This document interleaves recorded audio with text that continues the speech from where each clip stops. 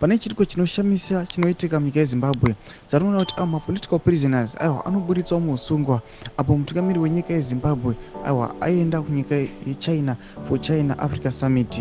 Izviwo vamwe vanozviona vachiti aiwa this release yakwezva noda kwokuti aiwa the regime iri kutya nokuda kweashot kana kuchidhwa vaita the Ugandan opposition Bobi Wine. Sanapinda mashoko anobuda muzara nhasiona mamwe maactivists achirelease vanoti bosubscribe like turn on the bell icon.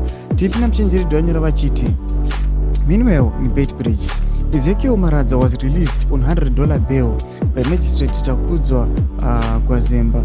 He was arrested for recording and posting this video on social media. They charged him with insulting Mr. Mnangagwa and praising President Nelson Chamisa. Maradza was represented by Patrick Tererai of the Zimbabwe Lawyers for Human Rights.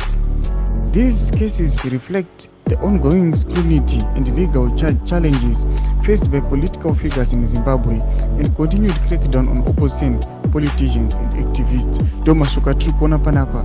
Pane video se picture ramuri kuona muvideo redu iro ramuri kuona kuti aiwa Ezekiel Maradza anorekoda video oposta aiwa chipresa Nelson Chamisa ndobva zvaona kuti aiwa anobva afesa arrest. Panapa tiona kuti aiwa ndo mamwe challenges ari kunzi anofanira kuadresiwa. Tiri kuona kuti mapolitical activists havana marights aiwa vari kuvhaletirwa marights avo munyika yezimbabwe kuti vamire vateke their stand aiwa vachisapota zvavanoda vachisapota zvinodiwa nemacitizens vari kuuya vachisangana nemaarrest vachisangana nemachallenges akadai. Votiziva mafungiro enyu moti kudei pamusoro pechitiko ichi aiwa tiona mamwe activist achiriliziwa. Pinda comment section medu kutiza mafungiro enyu. Musanosubscribe or like